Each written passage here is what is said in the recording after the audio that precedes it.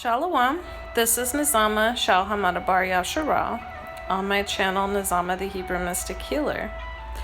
Before we get started, as always, I'd like to show some love to my 3D Ken, the 12 tribes of Israel, the Hebrew Israelites scattered to the four corners of this third dimensional earth plane of existence. Much love and shalom to you. I would also like to show some love to my cosmic kin, the primordials, the Nibiru dragons, the Anunnaki starseeds scattered to the 12 dimensions of this universal cosmic egg matrix. Much love and shalom to you as well. And as always, show a little appreciation and gratitude to my viewers, especially those of you who are subscribed. If you've not yet subscribed, please do so now, and don't forget to hit the notification bell so that you do not miss out on any cool content. So this is going to be my part 2 to my previous video, Are You an Accidental Witch? And in this video I'm going to be going more in depth. Last video I sort of outlined basically my reason for talking about this and why it's a taboo topic, specifically dealing with baneful magic, which is even a taboo topic among those who practice the craft. So I just wanted to make that clear before moving on to part 2, which is going to be a lot more in depth and a lot more focused on basically my general point of the whole video, which was to go more in depth about why witchcraft is not something that is evil, that it's actually something that we all do naturally, that as sovereign beings and as part of the creator and as the embodiment of creators at an individual basis, we hold the keys. We have those currents of creation and destruction within us. And so when we enact those currents, whether it's physical and hands-on, whether it's energy-based, whether it's ritualized or not, whether we're conscious of it or not, we are in fact practicing some form of witchcraft. So now that I've, addressed that, I want to move more into baneful magic. And I also want to move more into ways that we can protect ourselves from baneful magic. And this is so funny because I just saw something on Facebook a little while ago that really prompted me to focus, and it was just coming through really strong. Like, Nizama, you need to talk about protection. You need to talk about the importance of people protecting themselves. And I'm not just talking about people who consider themselves practitioners or witches or magi or sorcerers or light workers or shamans or psychics or channelers or whatever way you are labeling yourself. And even if you don't consider yourself a spiritual person, if you believe in the concept of energy, if you believe in the spiritual realm, then it's really important for you to have these tools as well. And really, it's important for everyone to have it, because whether you believe in something or not, it doesn't, make it any less true, and it doesn't make it any less impactful. So I'm not really going to address that, the whole skeptic part of it, but I am going to talk a little bit more in depth about baneful magic and also ways that we can protect ourselves from it. And also ways we can protect ourselves from general energy and entity attachment, which, by the way, I do go into in depth on my Patreon. I talk about how we can, not just protect ourselves from baneful magic or from, beings and energy currents and entities and things of that sort, but also how we can remove these types of energy currents that have attached to us that are not for our highest good, whether that be an energetic implant, whether it be, a servitor, an egregore, which are, created artificial beings, whether it be astral parasites from the astral realm, whether it be earthbound spirits who didn't cross over, whether it be lower dimensional beings, whether they're non-human or human, it really doesn't matter. But these things do exist, and so it's really important for us to be able to protect our sovereign energy. And this whole BS concept that And this is especially prevalent within the New Age community and the Starseed community, but this is also prevalent among the Christians and even the Hebrew Israelites. But this idea that if you are either on a high vibration or you're at a holier state, okay, or you believe in Jesus or you believe in the Most High, that means that you are not able to be touched by anything lower vibrational or by anything malicious or by any kind of, jinx or hex or curse or cross. Okay, I hate to break it to you, but this is a load of hogwash. And I just posted about this on my personal Facebook. So it doesn't matter how high you vibe. It doesn't matter what belief system or culture you adhere to. The truth is that anyone can be susceptible to entity attachments and susceptible to baneful magic.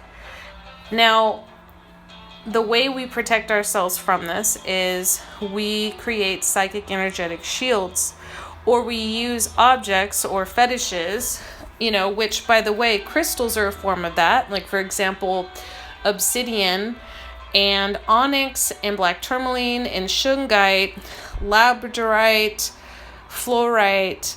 These are some examples of stones that can shield us, psychically, or shield our auras, or even camouflage us to a degree, as in they actually emit a literal frequency or vibration that aids us in that process.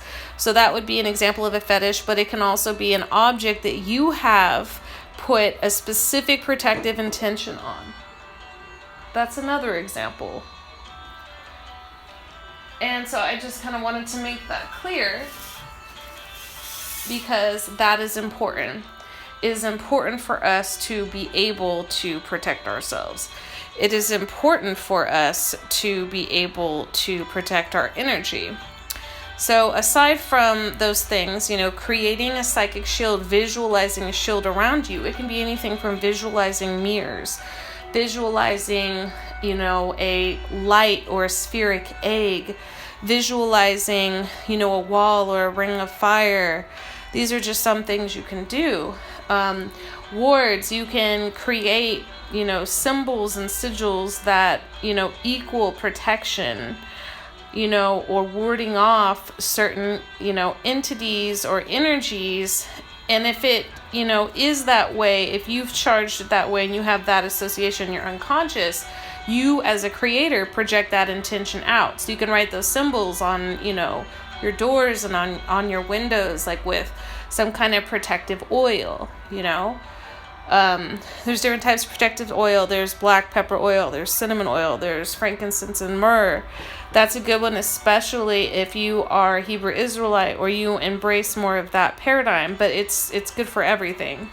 Dragon's blood. And that's also good for, primordials as well, or people that also deal more with, that particular primordial energy vibration. Dragon's blood is very protective as well. Also, garlic and clove.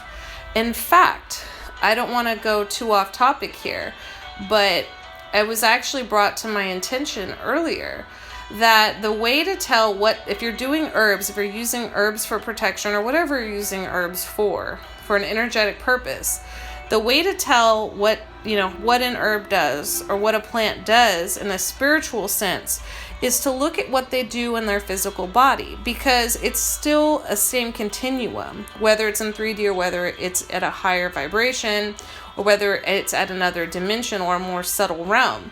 So, for example, cloves. Cloves actually heal us from parasites. They kill parasites. Now, isn't that interesting that cloves actually protect us from, parasitic astral parasites in the spiritual realm as well? So what does this mean? This means that if we make a clove tea and we drink it, not only are we protecting ourselves from physical parasites in the body, 3D density parasites, but we can also help protect ourselves from spiritual parasites. So I'm just using that as an example. So we've covered, herbs and oils. We've covered sigils. We've covered energy shields. We've covered, fetishes, amulets and talismans is another example of, you could take certain objects, symbols, sacred geometric shapes. The Merkaba, because it represents our light body, our chariot, is really good for protection. Also, the Shield of David, the pentacle or pentagram. These are all very protective geometric shapes. Also, if you specifically feel like you may be under attack from the evil eye, in other words, somebody wants to wish you harm, by a glance, or they're envious or jealous of you. It's really good to get like Hamzas or something with an eye on it. You can wear over your third eye or around your neck or on your door. I actually have a combination of all of these things, and I'm sure a lot of you notice that I always have something covering my third eye whenever I appear in videos or pictures on Facebook. This is because the third eye is access, to our records, and it's also access to our mind and our psychic abilities. And so it's a two-way street, it's a vortex. And so it's important for us to protect that in some way or form. It doesn't have to be with a physical item, it doesn't have to be with a bindi or anything like that. But it is important for us to shield in some way or form to protect that, because otherwise people can deceive, through the third eye. They can read our energy. They, can manipulate us. They can get in our heads, mental magic, things like that. So, that's another way. That's why it's important for us to protect that region as well. Okay. And also, black salt, excellent. White salt, excellent. Crushed white eggshells. These are all ways that we can protect our space. You can sprinkle in the corners of your house. You can sprinkle it under, your mat in the front door and the back door. Another thing you can do is create like a wreath, using protective herbs. You can even do the same shape with sticks, where you could do like a pentagram, or, Shield of David or hexagram, whatever you want to call it. Also, the mezuzah is specific within Hebrew culture for the same thing. When you hang the mezuzah on the door, it also protects you. It creates a ward. You're supposed to hang one on every single door that goes outside. That's for a reason, for the same reason of some of the other objects. So you could do a combination. And the Hamza, the Merkaba, the hexagram or the Shield of David, and the mezuzah are all Hebraic culture centered. So if you consider yourself to be a Hebrew Israelite, but you want to protect your home, or you want to protect your person, and maybe you're not comfortable with all of, the energy type stuff or the psychic visualization, or you consider it woo-woo or whatever, this is another way you can do that. You can also use, now the mezuzah is specifically for Hebrews. I know Jewish people do it too for their religion, Judaism, but originally it was for the Hebrews. And so I don't recommend anyone who doesn't consider themselves to be Hebrew to use that. But other people can use, Hamzas. Other people can use, the hexagram and the Merkaba. Those symbols have been pretty much everywhere, specifically within the Shemitic people. But really a lot of them go back to the time of Mu, which predates all of that. So these are just some things we can do to protect our energy. If you're doing energy shields, I recommend doing them when you wake up in the morning and before bed. If you're doing wards, that really depends on how much energy work you do, but you want to at least do wards like once a week. Another thing you can do is put bowls of water with either sea salt or black salt in them around your house, specifically over your head, if you can, or under your bed where you sleep. So that's another thing that's really helpful. If you want to know how to make black salt, I teach that on my Patreon. I teach all of these with more specific techniques because, guys, I'm rattling off some quick ways of doing it. But on my Patreon, I actually cover guided meditations on creating shields, on creating wards, on creating cloaking, which shields you from someone trying to seek after to attack your energy. I teach how to do mirrors to reflect back and reversals. So these are all ways that we can protect ourselves. So I want to go into, and also baths. You can do a cleansing or protective bath. This is very powerful as well. You can also put like copper or some of the stones that I already mentioned in the corners of your room. And I also recommend when you clean that you clean your house like once or twice a week. And when you do it with intention to get rid of that too. You can do it with like vinegar, water, sea salt. You could put different essential oils in that represent cleansing and protection, and do it that way. Some of the ones I mentioned. And also sage, big, like, in my culture, part of my culture, because, mixed heritage. But if you are indigenous, especially if you practice shamanism, obviously you're already going to know how to use sage. So sage does the same thing. You can sage a space and sage a person using a feather. I actually don't like to recommend doing this to anyone but people from that tribe. And, if some people don't, if they're offended in me saying that, I apologize. I'm not saying, it's up to you, of course, you're a sovereign being. I'm not saying don't do it if you're not indigenous. I'm just saying that I don't usually recommend for people who are not indigenous to do that. But if you are, I definitely give the thumbs up for that. Make sure that you're opening your windows so that any energy that is low vibrational, old, or stagnant doesn't serve you can actually go out through the windows or the doors, so it's not just circling around in your space. I do recommend going counterclockwise for cleansing when you're doing sage. And if you're coming by and you're following up with another incense to create protection or to bring in some kind of positive energy to replace energy you remove, which I do feel is important, I recommend moving clockwise to bring in the energies that you're wanting to bring into your space, which can be anything.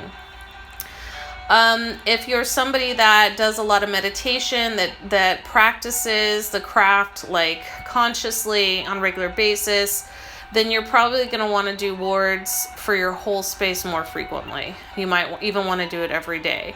But for sure, for everybody, you're going to want to shield at least twice. Once before bed and once you wake up in the morning. I also like to double check my energy shields before I go out in public and anytime I'm doing any kind of spiritual practice. So I think I covered everything on protection that I wanted to cover. And again, if you want specific techniques on how to do this, specific guided techniques, specific tools, specific rituals, definitely check out my Patreon, because I do go into that along with all the other things I've already mentioned that I do on Patreon. So, beautiful magic. Now, I know I'm not going to get into the qualms of, moral, the whole whether or not it's a moral thing, as I said last time. But I am going to say that, as I said in the prior video, there is a point in time where it's necessary. So, and I went into kind of ways you can do that. Now, I want to spend a little bit more time on that, okay? And if you feel that somebody has wronged you to such a great degree that you feel like you have to do that, sometimes, it's something that you need to do for your own healing. Sometimes it doesn't really have to do with, getting vengeance or being vindictive or doing it because, I'm angry, so I'm gonna lash out. Sometimes it's actually for therapeutic reasons. Let me explain what I mean by that. Let's say you're raped, okay? And you feel that, either you tried to take it to court and the person got off, and this could be male or female, because men can be raped too, guys, okay? Let's say you tried to go through a legal system. We all know that's, not reliable, especially if you're a person who is a so-called minority in the States. But I digress. So let's say you tried to go through the legal system and you didn't get justice. Let's say the person got off, especially if you were humiliated in the process, right? Or let's say you can't, you're unable to go, or you already know it's just not gonna, if especially if you're a melanated person, you might know, hey, look, I'm not gonna be able to get any justice. Well, in that situation, You might have you're going to feel a lot of trauma. You're going to feel a lot of anger. You're going to feel a lot of, different variations of emotions, of shame. And I speak as somebody who has been raped, by the way. And it took me a long time to come to the point where I realized that if I did baneful magic, I would actually have an opportunity to release all that, because I tried everything. I definitely cut cords. I definitely did soul fragment retrieval. I did shadow work. I practiced, affirmations of letting go and forgiving. And yes, that helped to a large extent, but it didn't give me the opportunity to move on. Why? Because in examples of rape, or in examples of any time you're in a situation where you're being oppressed and you're being violated and your power is being taken away, the only way in many cases for you to recover from that is to take your power back. So in cases like that, then yeah, that would be a time when you would do baneful magic, and you would use that as an opportunity to release all of that emotion, all of the pain you feel, all of the anger you feel into that spell work. So not only are you charging your spell and making it more powerful in doing that, but you're also allowing yourself to heal, because you're able, those emotions have a place to go. They're not being repressed. They're not being swept under the carpet. It's not like, okay, I'm going to forgive. I'm going to forgive. You get a chance to actually feel that you have justice. And a lot of times when you do this, when you do reversals, when you do curses, when you do bindings, and you were wronged, which in my opinion is the only time that you should do them. This is my opinion. I'm not telling anyone what to do, okay? To each their own, everyone's sovereign. But as far as I'm concerned, I personally wouldn't do any kind of baneful magic unless somebody has either, directly attacked you, or you are concerned that they're going to, like, you are at risk. That person has made it known that they are a threat to you or the ones you care about. In those situations, yes, absolutely, 100%. And I know that, rape is a very extreme situation. Violence, murder, incest, pedophilia. Incest is tricky. I'm going to be honest, guys. You do not want to curse your own family. So it does get tricky with that. And I know there might be practitioners out there that disagree with me. But the reason I say that is you do not want to... DNA is all connected. We are our ancestors. We are, connected within DNA. DNA is very spiritual. That's why I spend so much time teaching people how to activate and heal their ancestral DNA, both cosmically and on Earth. It's important. So if you're cursing somebody, you're cursing yourself and your future descendants. I mean, honestly. And so in situations like, incest or, domestic abuse, that's trickier, because anything that you put out is going to, affect your family tree. So in that case, you might want to find out another means to get justice. You might want to just disconnect from that family member and put as much distance between that family member and you as possible, and really just cut ties with them in this particular incarnation, and then do lots of shadow work and ancestral healing, and focus on reclaiming your soul fragments and focus on getting your personal, power back. So that is tricky, guys, I'll admit, and I am not by any means downplaying those types of behaviors. It's unacceptable, and it's horrible, it's traumatic, it causes a lot of pain. I'm not trying to say, don't, but I'm just saying it's not a good idea. So, unfortunately in that kind of case, I would really seek out some external help, like therapy, group therapy, support groups, and then do things like, trauma healing, shadow work, soul fragment retrieval, things of that nature. But otherwise, if they're not part of your family, then yeah, you know what I mean? And again, and I don't feel like I reiterated this enough, but do not think that because you have a certain belief system or because you feel like you are a high vibrational person, do not assume that you are safe and protected with, if you're not doing any kind of energy shielding or wards, if you're not strengthening your aura. I know plenty of people who are high vibrational, quote unquote, or who are Christian, or who are Hebrew Israelite, light workers, star seeds, witches, all of these types of people have come to me as clients and asked me to remove entities from their auric field because they were either unaware of how to protect themselves, which is understandable because it's not exactly something that's commonly taught in this world system. Either that, or they just thought it was unnecessary and didn't think it was important and thought that because they believed in Jesus or because they vibed high that they were safe. I'm not trying to pick on Christians or Hebrew Israelites or starseeds.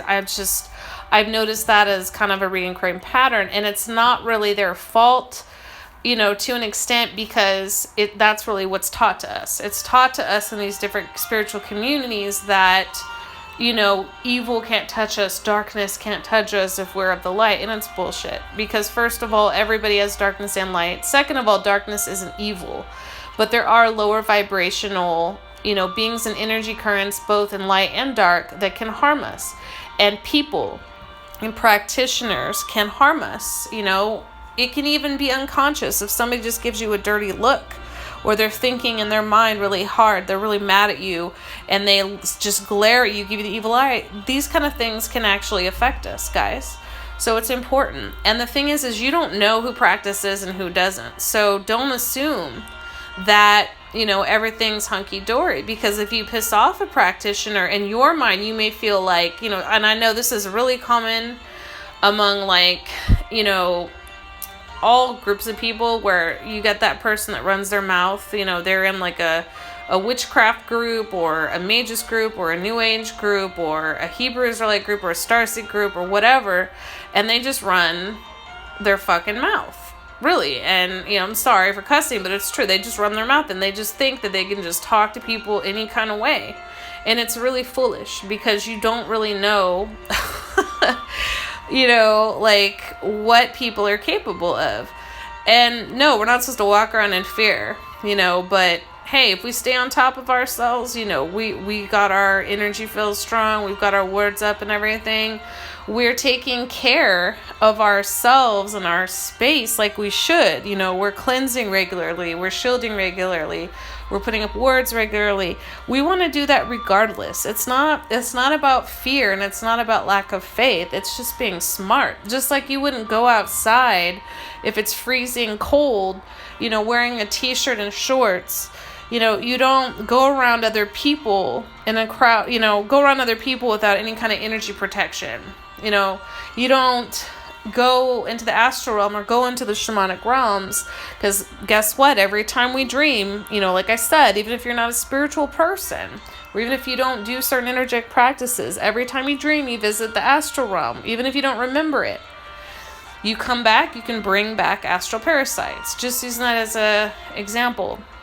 So this is important, you know? So I hope you guys found this to be helpful and to be enlightening. If you know, are interested in more specific ways of protection, definitely, you know, check out my Patreon. I'm going to put in the drop-down menu. If you're interested in Akashic record readings, definitely reach out to me. Again, I'll put it in the drop-down menu. I hope you guys have a wonderful day. I may do a part 3 to this, but I don't feel it's necessary. But either way, take care, much love, and shalom.